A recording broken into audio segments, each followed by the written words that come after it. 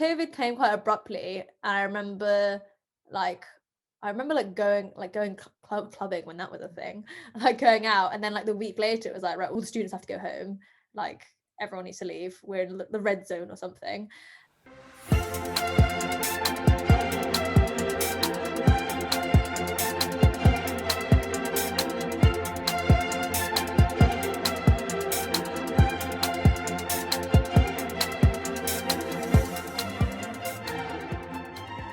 Hi everyone, this is the Oxford and Cambridge project and I'm Opportune Simon. Today we have Claudia Tam with us.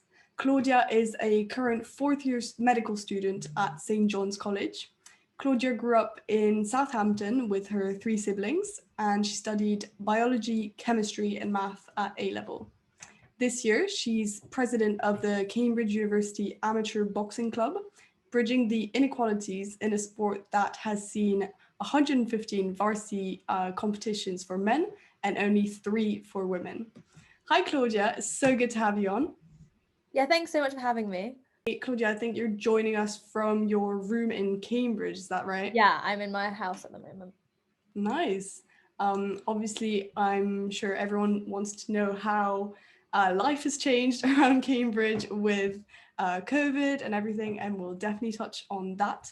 But I think maybe we should start with knowing a bit more about your background and how you got to applying to Cambridge. Yeah, so I, as you said, I'm from Southampton. I think for a long time I knew sort of that I wanted to try for Cambridge. I was just naturally drawn to it. I mean, it has such a, ring to it. Everyone knows where it is, like even in like on the international scale, even some very good unis other people wouldn't recognize just because it's not as well known. So yeah, and I wanted to study medicine, and Cambridge, like at the time, and it still is like one of the top places to do it. So it just made sense. Yeah, definitely. And so how did you go about like making that application and personal statement for medicine? Do you remember kind of what you had in it? Yeah, so like medicine at Cambridge is like a double-edged sword. It's it's like the two of the hardest things in one. Because I remember all the Oxbridge applicants have to get their applications in early, and then all the medical applicants have to get their medical applications in early. So it's kind of a bit of a double whammy. But yeah, it's definitely a very long process, and to be 16 years old, basically, to have to already know that you want to do medicine, just because of the amount of work experience you kind of need to accumulate. And there are a lot of things that you have to jump through to kind of tick off your application. So it is something, it's a big commitment for a 16-year-old, but I think at the time, I don't know, it's quite like, it's not like I would change my decision now, but I probably wasn't as informed as I could have been at 16. Definitely. And what made you want to study medicine? Yeah, I don't know why, but I always had this weird affinity with hospitals. Like in my few experiences that I like broke my ankle or I had the spiky temp or something and I ended up in hospital for whatever reason, I just really loved it there. And I just thought it was just so cool. Like, what other job can you have that you're like, yeah, I save lives every day? And just kind of looking at doctors and like kind of what they do, like they're always busy, and like for me, I could never have an office job or a desk job. I always need to be moving, and also like being able to help people. There didn't seem to be an occupation that would have suited me as well. Even though I could have probably done other things, I don't think I would have really enjoyed it as much. Do you remember the interview process at all? Yeah, I remember it like it was yesterday. So the thing is with Cambridge, it's different to Oxford, is that they interview most of their applicants. So it's not a massive deal if you get an invite to interview, unlike Oxbridge, where it's kind of like if you have an interview at Oxford, it's like 50% chance you'll get in. Right. So I wasn't like too like, oh yeah, I'm definitely in. But I mean, it's better than being rejected already. So yeah, I remember getting that letter, or I think it was an email, being like, we're going to want to invite you to interview. And because I don't know why, but Oxbridge Cambridge interviews a lot sooner than most other medical schools, or it was in my experience. I had my interview in December, and everything, and then I think I had a couple more in like February, March, or whatever. So yeah, it was kind of daunting for it to be my first interview, but also it was very good because it felt like, I mean, it was the one that had the most weight to it, the one I cared most about. So like to get that out of the way, yeah, it was good. And also like it's very different to your typical medical interview, a Cambridge or Oxford style interview. Type of questions they ask are very different, so it's not like having other interviews before would have better prepared me. But yeah, so I remember kind of trying to get some sort of preparation for a interview. I kind of had a few mocks with my biology teacher or something like that. But I think the thing about, so I actually tutor a few, I'm not like not promoting myself, but I tutor Oxbridge interviews. So I've kind of had time to actually think about it and dissect it a bit. And it's just thinking on your feet and thinking out loud. And there are no right answers, but what Oxbridge tutors are looking for is like your cognition, like how you think things through, how you work things out. It's not like whether you already know all the answers, it's how you get to your answers that they care about. So like this is number one thing I say to my students is just always think out loud and just be logical. And if you do those two things, like you're kind of halfway there. It's kind of nice because it's not like you need to be like, oh, I need to know all this before the interview. It's kind of almost freeing that you're just like, well, I just got to be myself. I've got to think out loud. And if I do those things and they like it, good. And if they don't, or if I'm, not right for them, then, that's fine too. I wouldn't have enjoyed my time at that uni anyway. So it's kind of like a weight off your shoulder. Yeah, I think that's such a good tip to say that, like, actually a lot of people probably won't enjoy their time at Oxbridge, and the interview is kind of a good process for interviewers, or not the best, but a good process for the interviewers to really suss it out and to see if you're actually going to enjoy being poked and like getting forcing you to get some new answers with new information and all that. So it definitely, I think, would feel less daunting for everyone to know that if a rejection doesn't mean that you're bad, it means that you're just not made for it right now at that point in time. Yeah, exactly. And that's not a bad thing at all. Like, yeah. How did you get onto your interviews? I guess, like, was it the first time also you went to Cambridge? So I'd been to Cambridge briefly, like on just a day outing, I think. We didn't go to any colleges or anything. So I was pretty blind when I picked St. John's. It's kind of lucky that it actually worked out very good for me and I really enjoy like my college. But yeah, so my interview consisted of 3 different interviews, 20 minutes each. The first one was kind of general interview, your standard, straightforward questions. Why do you want to do medicine? Tell me about your work experience, things like that.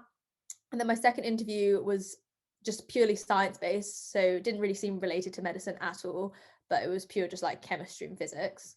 And then my final one was kind of data analysis, data interpretation, so like pages of data basically, and that I had time to read over. And then when I go to interview, it had some missing data and I had to kind of think about what that missing data could be and give reasons for my why I said what I did or what I thought the answers were.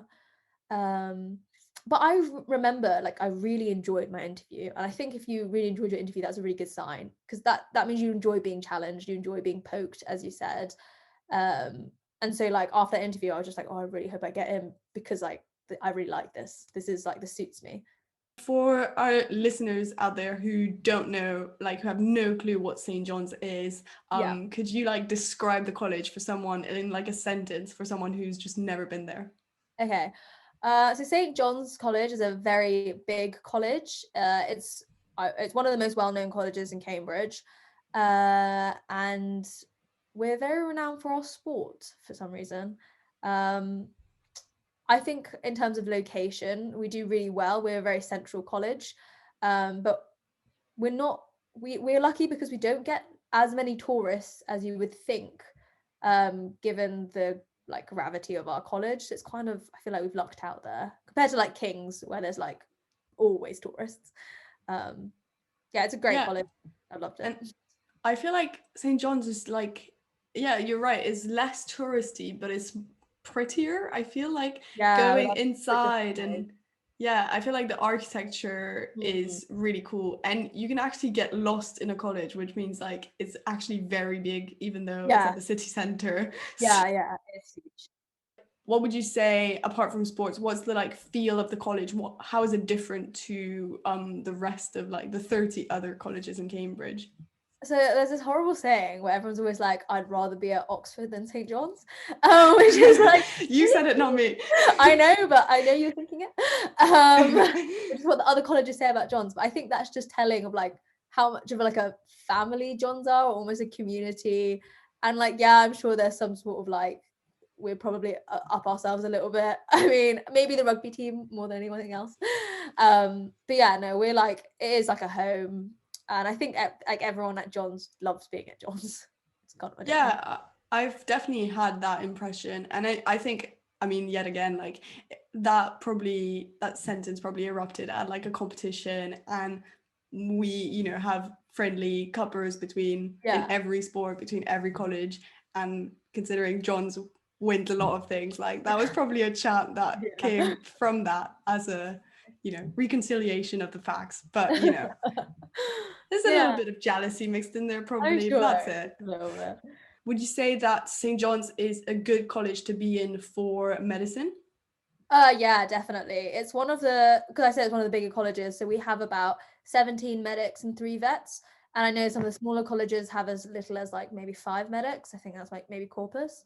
And I think you definitely need to have a good cohort of well, my perspective is like, to study medicine, it's hard. You're going to need to lean on other medics. And so it's good to have a big group. Um, and like, yeah, the kind of supervisors and things like that in undergrad were really good. All our, because we're a big college and because there's lots of us, all our supervisions are always held in college, so you don't have to go anywhere either. Whereas I know some people have to like cycle to different places for their supervisions. Yeah, and we get really well looked after. There's lots of like different funds. Our med-soc's really good. We have like a med-soc dinner within our college. And yeah, no, all the medics are really, really nice at John's. I'm not currently living on site in college, but my house I'm in is a college owned house. I'm living with like, well, I was living with 5 other people who are from John's too, but now there's only 3 of us because the other 3 are at home because of COVID. Yeah. So I feel like we're rattling around in this quite big house. But it's fine.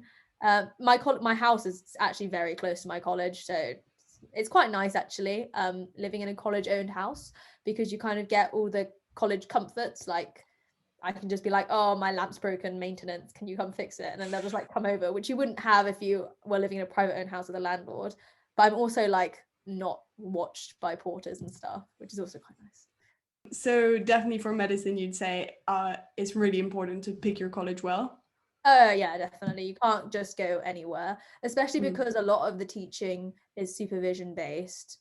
It's not all just like, I mean, obviously if your lectures that everyone goes to, but what happens in your supervision is basically determined by what college you're at. So I think yeah, it's very important. I wouldn't neglect. Definitely. Did you feel like it was a diverse course? Maybe in terms of not only, male to female ratio, but in terms of just diversity as a whole? Yeah, I think medicine is actually a very diverse course. In like in almost all respects, like our lecturers were lots of variety of male, female, different ethnicities, and same with the members of the course. I mean that I think there is always in everything going to be a bit of a BAME sort of issue. But I think I don't know for sure. This is all just kind of like from what I see. I feel like medicine is quite an equal and even course as it can be compared to other subjects. I think there's quite a lot of access stuff that's done with medicine as well in particular. And how, I guess, like now that it's 4th year, your like level of lectures and stuff has probably diminished and you're doing more practical work. Yeah. But I don't know if you remember last year, which was your end of your undergrad, Yeah. how did that go with COVID? Like, could you not go to the labs anymore, or Yeah. what happened with that? So our 3rd years were actually all intercalated. So it's where you do a different degree for a year. So I actually did human, social, and political sciences for my Wow. 3rd year, which is quite rogue. So I didn't actually see any medics last year, really. It's just kind of first and second year are like your 2 heavy years of like book work and lectures. Really interested to know why you guys do a different third year than medicine. Yeah, I don't really know. So I think the thing is, a medicine degree historically used to take 5 years, but a lot of medics used to intercalate. So that's where you do another year of like something else, like I did HSPS, and that gets you extra points in this whole like massive point system that when you graduate, where you go, like what hospital you're at and what rotations you get are determined about on your points and how well you do. And things like getting published, things like doing an intercalation, they get you like an extra couple of points. But in Cambridge you have to intercalate, you don't get a choice. And I think now, because so many universities have intercalating medics, that I don't even think you get any extra points for intercalating anymore, which is really annoying because I just did it, but oh well. So yeah, that's kind of why we do it. And I think maybe it's quite nice to like just give us a break, because first and second year are very, very heavy years. Like the amount of contact hours we have are ridiculous. I don't like, there's no other degree that like compares to it. How many would you say per week do you have? So like in first and second year is the hardest year of medicine. Like everyone will tell you that. I want to say like maybe 40 hours, maybe more. Like it was just a lot of like 2-hour labs, maybe almost every day. Like, and then adding on all your like individual work. Yeah. Yeah. Oh, wow. Like we have supervisions that sometimes would start at 9 p.m. and go to like 10 p.m. Like it was ridiculous. I'm so glad that's past me. And yeah, because we'd have like 5 supervisions a week, because we'd get like a supervision on a different module, and we had to do so many modules. So yeah, lots of contact. So I think it was a nice break, almost weird. Like I had like maybe sometimes I'd have like 4 hours of contact when I was doing HSPS, which is so different. COVID came quite abruptly, and I remember going clubbing when that was a thing, like going out, and then like the week later it was like, right, not all the students have to go home, like everyone needs to leave, we're in the red zone or something. So then we all left, not really knowing whether we'd be coming back, because that was at the end of our second term, which we call Lent. And then it was just kind of like this really weird unknown period, like, will we be going back? Are our exams going to be in person? Are they going to be online? Like this is when COVID completely erupted and no one really knew much about it. So then eventually after the Easter holidays, they were like, right, you're not coming back. It's too bad. And all your exams are going to be online. So it was really kind of badly done in my opinion, because there was no sort of uniformity in how people were doing their exams. Like one department would be like, oh yeah, 24-hour open book. Another one would be like, you know, you're gonna have your cameras on, it's gonna be 3 hours, it's gonna be just like the normal exam. So it was like very different. For me, my HSPS exams that I had to sit them in 3 hours, and it was basically kind of, I mean, I don't know what a normal HSPS exam is like anyway, because I only did it for a year, but they just give you I had 3 essay questions per module, and I just had to answer, like do an hour on each one. But they did like let us drop a module as well, so I didn't have as many exams as I would have, and it was weird because it was online on a computer. I don't know, it was weird. I like never really got into that like exam term mindset like you would normally do, because I was just at home. I was with my family, there were loads of distractions, and they also gave us like a safety net, so like you couldn't get worse than your second year grade, right. Which was nice. But yeah, it was weird. So looking at the future, I'm guessing you're obviously gonna become a doctor, but but how would you say the next few years will go for you? And I'm guessing you're like specializing in fourth year. How does that whole process go? Yeah, so I think fourth year is kind of like a gentle introduction to hospitals and clinical medicine, because everything we've done so far has just been purely scientific, very biochemical sort of like drugs and things like that. Whereas now we're actually talking to patients, being on the wards, doing actual like clinical skills, taking blood, cannulas, all of that. You can leave after 3 years, which a small proportion of people do, because it's a kind of a good place to leave if you realize you don't want to do medicine. You still have a good degree. It's after 3 years, we all graduate with a bachelor's of a BA in science, which is kind of weird, but we do. Right. And then after that you can just carry on. I think in the past they used to be able to do your clinical and preclinical in different places, but now you just kind of have to stay on wherever you are, which is a shame because I would have liked to do my clinical in London, but it's fine. I still enjoy Cambridge. Yeah, I feel like a lot of students who I know, well, I guess like a few years back, moved to London to do their clinical and stuff. So I think they stopped letting you do that like quite recently. Okay. So I think fourth year, everyone always says, kind of like finding your feet in hospital, transitioning from a very different third year. So I don't think they expect too much of you from fourth year, and you kind of do just general. You have a bit of GP, and you have like different rotations where you get like a different flavor of the different aspects of hospital. So currently, I'm on like general medicine, and I'm currently placed with like a endocrine and diabetes ward, but people get put on different wards, and you just kind of go and spend your days on that ward and like do the ward round in the morning, do any jobs in the afternoon, kind of go home, kind of 9 to 5. How are you examined for your like next 3 years? Yeah, so Normally. I think we normally get things called OSCEs and SBAs. I'm not really sure what OSCE stand for, but that's more of like the practical stuff, like a practical skill, like putting in a cannula or like taking blood, and then also kind of your history taking, so your ability to like talk to a patient and to like kind of get the history of their presenting complaint. So that's kind of like the OSCE part of it. Or examinations, there are like a few basic examinations that we need to know, like a cardiac exam, a resp exam, like just to perform on a patient. Mm-hmm. And then we have SBAs, which is kind of more like the theory of it. So those are single best answers. So that's kind of a bit more about like, I don't know, drugs and things like that. And like, or a 50-year-old man comes in with this, like what is the most appropriate course of action, things like that. So I think that's how we're examined at the end of this year. Although I don't really know, like there's no guidance anywhere. There's no syllabus like there is in first and second year. It's very much like go on the wards, absorb, and hopefully what you absorb will be in the exam. I'm a bit clueless, I'm not gonna lie. I probably need to work out what's going on there. Yeah, I guess it must be so much more like actual working life than more uni, which you're used to. Yeah, it is like kind of a bit more 9 to 5, I guess, which is and Just it's like not throwing you in the deep end again and seeing how you do. literally after giving us no like previous experience in first, second, or third year, they're like, okay, go on the wards, especially during a pandemic as well. And then I think they call it a spiral curriculum, where you're meant to like be building on past experience with each year. So fifth year, I think they do some slightly different things. They do some more pediatric things. We don't really have any sort of pediatric stuff in the fourth year. And I think they do a bit more psych stuff, so like psychiatry and things like that. And then I think in sixth year, you're almost like ready to go out and actually be a medic. So I think at that point you're quite independent. You do a lot more kind of jobs.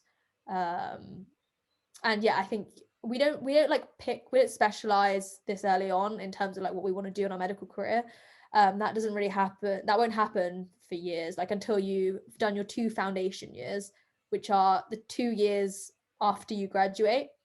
You do some more rotations where you like go to different places in the country and doing like working in different bits of medicine to work out what you want to specialize in, and then you go and specialize after those 2 years. It's a very, very long process. But yeah, no, I'm really enjoying it, being on the wards, actually finally seeing a patient. I know like different medical schools, you're in the hospitals from day one, you're seeing patients all the time, but like because Cambridge is so academic, they're so keen for us to really understand the biology behind what's happening, like the biology behind the pathophysiology, I guess, which I actually think I prefer. I did like, at times in first and second year, I was kind of looking at my friends at other different medical schools, being like, oh, I'm so jealous. You're seeing patients every day. I haven't spoken to any. But like in the end, everyone comes out with a medical degree and you have to be a proficient doctor. So it doesn't really matter how you get there, I guess. Definitely. Yeah, it's cool that you're enjoying the I guess more academic side of things, because I guess a lot of people realize that they don't really like the academic stuff once they got into Cambridge, and they're like, oh, actually maybe a more practical degree would have been good. but at least with medicine, yeah, Yeah, you they're both. definitely have the time to do both. Yeah. So that's great. I guess to cope with everything, you're putting yourself into sports. I don't know if you're doing more activities that you obviously would like to share with us, but your, I guess, key role, and really interesting for me, is the fact that you're the president of the Cambridge-wide boxing club. Yeah. And as I mentioned in the intro, I find it really surprising that, like, obviously the men's team has had a lot, like more than 100 competitions, and Yeah. women's team only had 3. So do you want to just explore that and Yeah. what's happened? So like the Oxford varsity is meant to be like the oldest standing boxing match that has ever existed.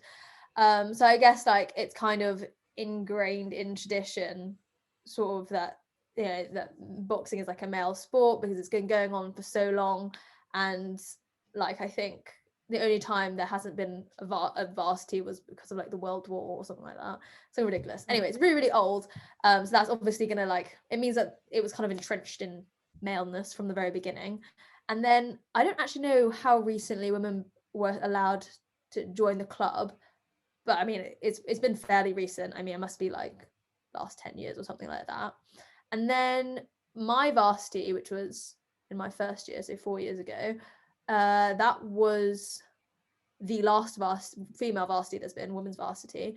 And the issue with the difference between like why there's so many more men, not just because they started it at the very beginning, is because there's no sort of recurring system for the women as there are for the men that allow there to be a varsity every single year, because we're just not established enough in the club, or like we just haven't got that kind of precedent behind us like the men do. So like every year for the men, they have their set weight categories, and Oxford and Cambridge, they each put one guy to fill in each slot. And there's sort of a experience, sort of, because you need to kind of vaguely experience match people so that you haven't got like a really, really experienced boxer against like someone who's never boxed before. But it's very, for the men, it's like as long as they're within, I think it's called like the gentleman's agreement, or just gentleman's discretion, where it's got to be like roughly within 10 fights, which is a lot difference. But so you can have somebody who's had no fights, someone who's had 10 fights, and then it's still okay for them to fight. But for the women, there's not that. Firstly, we don't have set weight categories because I think it's a lot. We get a lot less women compared to men. We get a lot more these days. Not this year, obviously. We haven't got anyone this year. But we get a lot more than we have before, and the number of women in boxing is definitely growing. But I think because it is such a male-dominated sport, we don't get high enough numbers to be able to have multiple people competing for a single weight category. So what's happened in the past is that it would just be kind of up to the coaches to match 2 boxers together, to be like, all right, I've got someone who weighs 52 kilos, me too, or like, oh, she's had 2 fights, oh, mine's also had 2 fights, let's put them together, that's a fight. And that was the coach from Oxford and the coach from Cambridge talking to each other. That was how it has been done, but obviously that's not a very good way of doing it.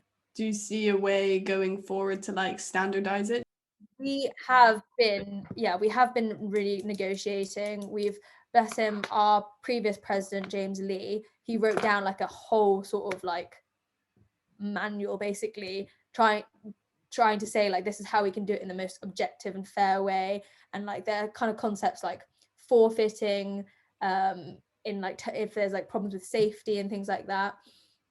But it is just really hard to get like Oxford to necessarily agree that what we've written down is like completely impartial, and like if they want to alter it. And it's so interesting to see how like just a problem in like structure can completely leave like a whole team devoid of any competition and any like chance to experience it. Exactly. Like I had a friend last year who'd boxed for the club for 2 years, did like town versus gown, did various other fights, but like because there wasn't a varsity, she never got a blue. She like didn't even get a half blue or anything like that, just because there wasn't a varsity for her to fight at. Definitely. And can you explain to our listeners what like a blue is and how you normally get it? So blue is kind of like Oxbridge jargon, and I don't think any other university gives two hoots about it. But it's basically, if you compete in an Oxford Cambridge varsity and you win, then you're deemed blue.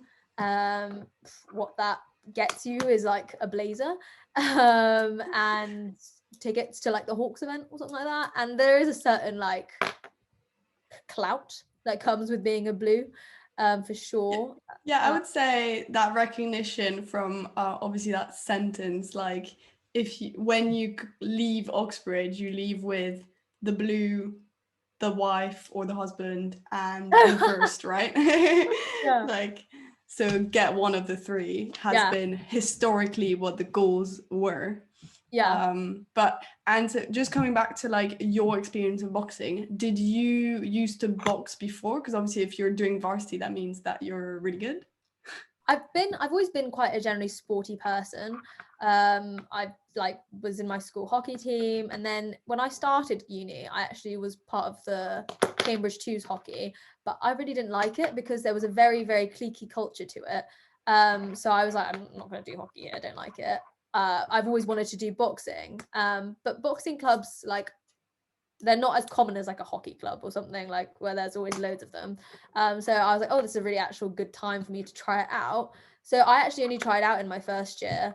That was kind of the first time I'd actually done any boxing, but I think because I had a natural level of fitness, and I think at amateur level, that's all that really matters. You don't have any skill. You just are very fit, and that's how you win a fight.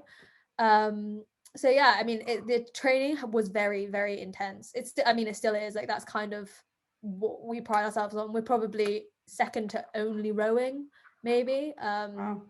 We train like 2 hours for 6 days a week. Different types of training. So there'll be technicals. There's like 7 a.m. running on Jesus Green. I don't miss that at all. So yeah, there's a lot of training, and I think that's kind of what they train you for, just to be as fit as you possibly can, because at amateur level, that's how you win your fights, by just being the fittest person in the ring, not necessarily being the best boxer or being technically able.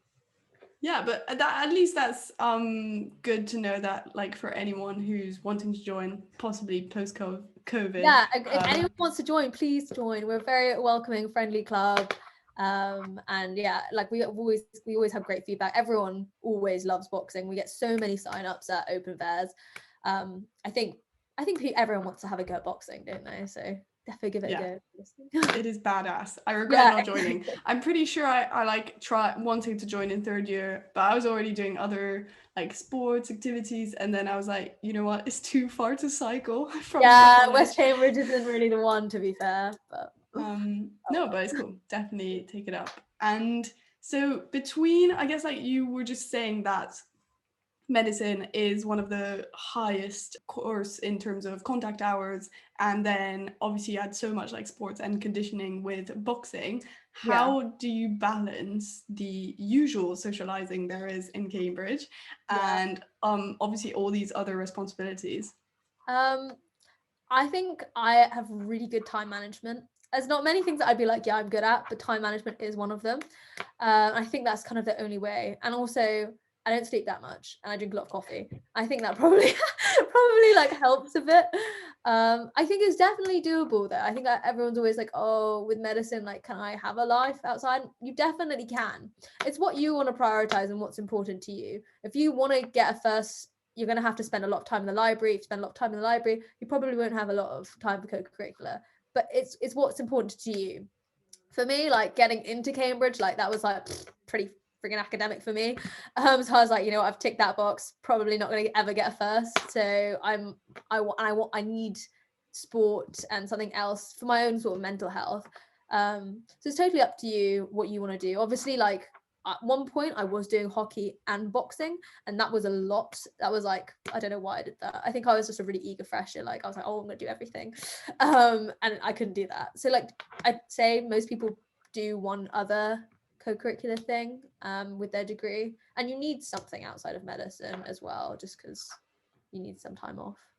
Yeah, I agree. I feel like most people I know from uni have, like, everyone's been doing a sport. Like, it's actually such a sporty university. Yeah. They have a lot of different sports as well.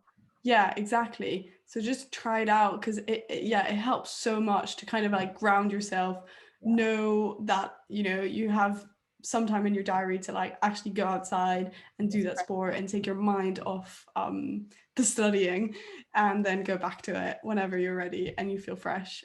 Yeah, so I agree. And what's your like happiest memory that you have in Cambridge so far? Or I guess from your undergrad? Okay, yeah. There's definitely a few. I think one that's like a very visceral feeling is when I won my varsity mat fight in first year. Um, it was just like insane. I mean, it was my first boxing fight ever, so that's kind of excited itself. But just know it, like I think my fight was like the one that meant that we had more wins than Oxford, so it meant that we won the women's varsity. So like knowing I'd done that for my team, and I just remember like having my hand lifted up, being like, "Wow, this is the most exciting thing ever!" And also another thing about boxing is that you get such a big varsity, like you have such a big crowd. It's like it's because it's a show. It's not like like a hockey match where there'd be like a handful of other people watching. It's like it's entertainment. So like a lot of the university wherever you're at will be there, like everyone's shouting, there's loads of loud music playing, there's like loads of blaring lights. It's so freaking cool. It is a bit like overwhelming and a bit exciting, and like you have to sleep for like 2 days afterwards, especially if you have to fight and you've been hit loads. But that was really cool. Other thing would be Mabel's are pretty special. Another thing about John's is that we have the 7th best party in the world. So Yes, I I can't can't believe I believe I forgot to like forgot about mention that. that. Yeah. Selling point. Although, yeah, it's been a shame that we didn't get one last year. And I mean, we'll probably get something this year, but it probably won't be, a regular Mabel. But I didn't have a graduation. I got faxed my certificate saying, "Here's your degree." I was like, "Oh, that's fun." Wait, do I didn't even. faxes exist anymore? Well, I don't know. Well, it was an email, I think, an Yeah, email I with know. a PDF link to it, which is kind of sad. But oh well. I mean, they said they were gonna postpone it, but I think this year, like, it's just gonna get too much. I'm lucky because I'm a medic. At least I get another one. I feel bad Yeah, that it's good. left. Well, and at the same time, because for Cambridge degrees, it's like, well, undergraduates, it's also you get a sort of MA awarded to you 3 years after you Yeah, graduate. just So being here. at least, Oh, you get to come back at more some chance. point. Well, just going back to St. John's Ball, it is quite literally probably the best ball. Yeah. I think I went 3 years, like every year I've been to St. John's. The first year I worked, Oh, that's cool. Yeah. yeah, and I had such a cool like ball manager or like area manager, and she was like, "Oh, you can go see the fireworks when they happen. Don't worry," and stuff. But yeah, St. John's, I would say, for my limited review, the best one. Yes. Thank you very much. Apart from the happy memories, students at Cambridge, like, it's not always a happy life. It's Oh mostly a God, hard life. no, absolutely What not. is like something that you did that you're like, oh my God, with time, you're just like, I kind of regret doing this, or I could have done this better. What's Yeah. kind of a tip that you would give future students? I just say don't be too hard on yourself. I think that's a very classic Cambridge student thing, is to always expect yourself to be the best, because everyone's come from like different schools, and mostly like whatever school you come from, you're generally going to be the best. And it's realizing that you're going to be in a whole kettle of the best kind of people. So it doesn't make you any less good as you were before. It's just kind of getting used to, realizing that you can't always be the best, and there is always going to be someone better than you. But to like not be too hard on yourself, and to not think that because you're at Cambridge, your value only comes from like your academic success. And I think just enjoy the time you have. Don't spend too much time worrying, because like the time's going to go anyway, so you can either spend it being happy and enjoying yourself, or spend it miserable. Up to you. No, but that's such a good point about like not only finding the value in academics, because that's Yeah. I think you said it right. Like most of us going into Oxbridge, that's generally where we placed our value in high school and like growing up, and then we figure out that actually we're not the best, and so many people have been through it before us. Yeah. We're not like unique, so you have to place the value somewhere else. You have to Yeah, know that absolutely. Yeah. you're worth it. No, it's such a great tip. I love it. Claudia, thank you so much for taking the time to speak to us and speak to everyone. And I'm sure we'll get lots of more boxing sign-ups Yeah. as soon as the new year starts, I and know. hopefully, we're Yeah. actually allowed to Yeah. practice boxing. But yeah, Claudia, thank you so much, and yeah, have a really good term in Cambridge during COVID. Yeah. Thanks so much for having me. I really enjoyed talking on the podcast. It's actually quite different. Yeah, it's nice. Thanks so much for watching this latest episode of the Oxford and Cambridge project.